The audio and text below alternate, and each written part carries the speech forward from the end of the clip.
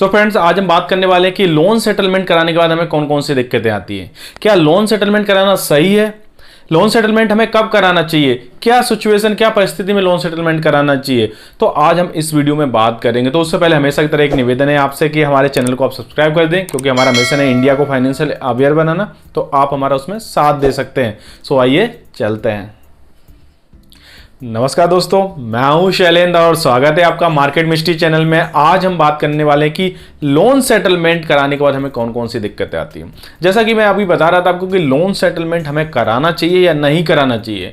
अगर loan settlement कराना है तो कौन सी परिस्थिति में हमें लोन सेटलमेंट कराना चाहिए, और अगर करा लिया हमने लोन सेटलमेंट एक बार तो कौन कौन सी समस्याएं हमारे सामने आ सकती हैं। तो आज हम इस वीडियो में जानने वाले हैं, सो वीडियो के अंत तक बने रहें। तो सबसे पहले बात करते हैं कि लोग लोन सेटलमेंट क्यों कराते हैं, क्या वजह रहती है लोन सेटलमेंट कराने के लिए। आप जनरली देखते होंगे, अपने आसपास लोगों को देखते हैं लोन सेटलमेंट करा लेते हैं।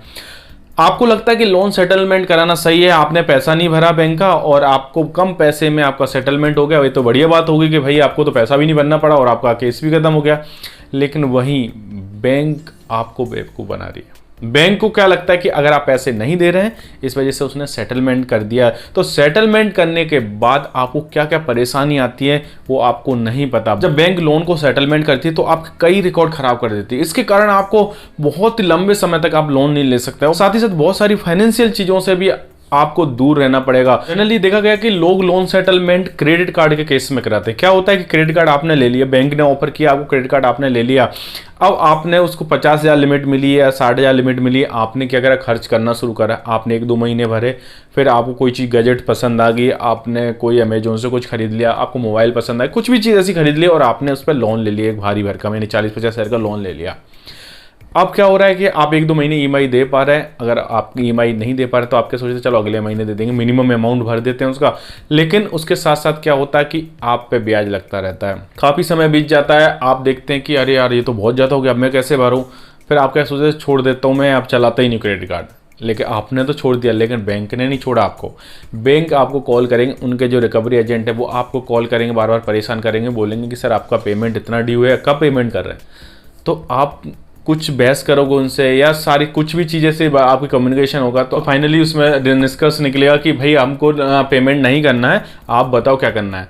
तो बैंक बोलती है ठीक है सेटलमेंट कर लो, या आप बोलते हो उसको आगे से कि मैं सेटलमेंट कर लेता हूँ। तो बैंक ने बोला ठीक है, आपको बैंक का जो ड्यू निकल रहा था बैंक ने बता दिया कि इतने में सेटलमेंट हो जाएगा। आपने बोला नहीं नहीं इतना नहीं मैं दे पाऊँगा, मुझे तो इतना तक दे सकता हूँ मैं।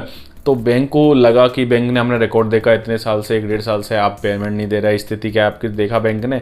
तो बैंक क्या करेगी, आपको सेटल तो कर देगी लेकिन आपका रिकॉर्ड खराब कर देगी। बैंक को लगता है कि बैंक कब सेटल करती है, बैंक सेटल जनरली तब करती है आपका लोन जब बैंक को लगता है कि उसका पैसा मार्केट से नहीं आने वाला, यानी कि वो कस्टमर से उसका पैसा वापस नहीं आएगा आगे, तो बैंक उस लोन को सेटल कर देती है। जब आपका लोन सेटलमेंट हो जाता है तो आपको लोन लेने में परेशानी आती है। बैंक क्या करती है, जनरली सिविल स्कोर आपका खराब कर देती है। सिविल स्कोर क्या होता है आपको अगर आपको नहीं मालूम, जैसा स्क्रीन पे आप ये वीडियो देख रहे हैं, इसमें मैंने पूरे डिटेल में बताया कि सिविल स्कोर क्या होता है। अगर आपको नहीं मालूम तो आप इस वीडियो को जाके सिविल स्कोर का ये वीडियो देख सकते हैं, और इसकी लिंक मैं नीचे डिस्क्रिप्शन में भी दे रहा हूं, तो आप वहां से जाके इस पर डायरेक्ट जा सकते हैं। सो कुछ पॉइंटों के माध्यम से जान लेते हैं कि कैसे हमारा सिविल स्कोर खराब होता है। इसमें पहले पॉइंट की बात करेंगे, अगर आपने लोन सेटलमेंट किया तो बैंक आपके मामले को सिविल में भेज देती है। यानी सिविल एक संस्था है गवर्नमेंट की, उसमें आपका रिकॉर्ड भेजा, हर सारी जो फाइनेंशियल बैंक कंपनीज हैं, एनबीएफसी है, चाहे बैंक है, चाहे कोई भी हो, हर साल ये लोग डेटा मेंटेन करके हर तिमाही, छमाही और साल में, यानी क्वार्टरली, हाफ ईयरली और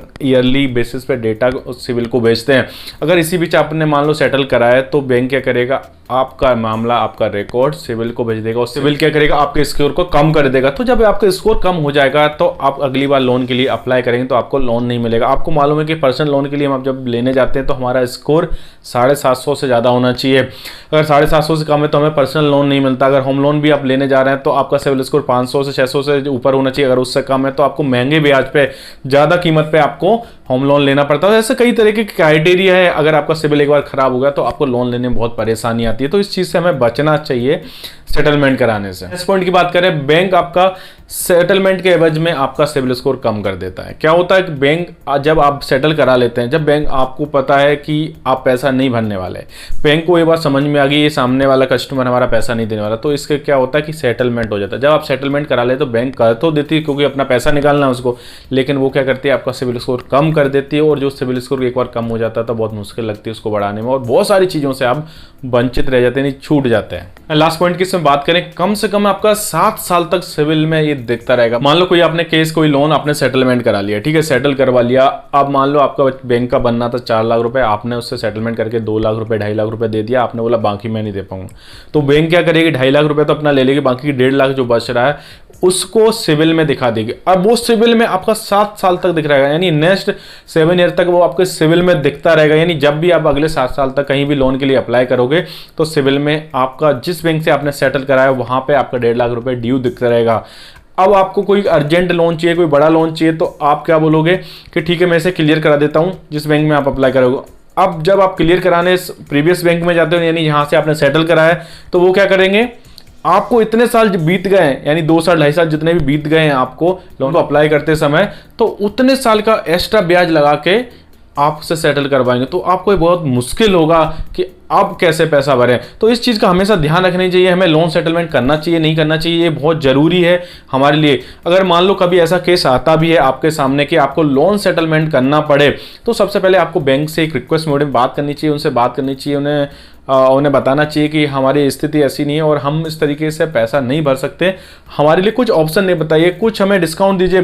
तो इस तरीके से आप बात करें तो बैंक क्या करती है, कभी कभी इंटरेस्ट में छूट दे देती है, आपको कुछ पेनल्टी लगाई होती है वो छूट दे देती है। तो उस केस में आपका क्या है, सेटलमेंट नहीं होता, उस केस में आप बैंक का पैसा तो जमा करते हैं और बैंक उसको छूट भी देती है। तो इस कारण से आपका पैसा जमा होता है, लेट जमा होता है। लेट वाला जो पैसा सिविल में दिखता है वो किसी कारण से आप उसको मैनेज कर सकते हो, लेकिन ड्यू पेमेंट को आप मैनेज नहीं कर सकते। तो इस तरीके से आपको सेटलमेंट करना पड़े तो आप कर सकते हैं, लेकिन हमेशा बचना चाहिए सेटलमेंट से। आपको जरूरत के हिसाब से आपको लोन लेना चाहिए। अगर आप क्रेडिट कार्ड यूज कर रहे हैं तो बहुत ही सावधानी से यूज करना चाहिए। क्रेडिट कार्ड होता है छोटी अवधि के लिए और इस पे आपको 42 से 45% का आपको ब्याज लगता है, यानी बहुत ज्यादा लगता है। अगर आप 1 महीने पैसा नहीं भरते तो आपको 1 महीने का 45% ब्याज लगेगा, मतलब बहुत भारी भरकम ब्याज लगता है। और इस कारण से आपका पैसा दिनों दिन बढ़ता जाता है और इस कारण से आप उसको भर नहीं पाते हैं और आखिरी में आपको सेटलमेंट कराना पड़ता है। तो ये बहुत रिस्की हो सकता है आपके फाइनेंशियल टर्म के लिए। सो ओवरऑल देखा जाए तो हमें किसी भी लोन का सेटलमेंट नहीं कराना चाहिए। अगर हमें कभी ऐसी स्थिति आ जाती तो हमें बैंक से बात करके उनकी पेनल्टी और उनके ब्याज को कम करा के हमें पैसा भर देना चाहिए, जिसमें आपका केस बंद हो जाएगा। लेकिन लेट पेमेंट दिखेंगे सिविल में, वो कुछ दिन में हट जाएंगे, कुछ सालों में हट जाएंगे, लेकिन आपका रिकॉर्ड खराब नहीं होगा, क्योंकि सिविल स्कोर बनाने में सालों लगते हैं, सालों की मेहनत लगती है, तब जाके आपका कोई रिकॉर्ड बनता है। क्रेडिट हिस्ट्री यानी सिविल स्कोर बहुत ज्यादा इंपॉर्टेंट है, इसका हमेशा ध्यान रखना चाहिए। आपको जितनी जरूरत है उतना ही लोन लें, उतना ही क्रेडिट कार्ड यूज करें, उसी हिसाब से आप मैनेज करें।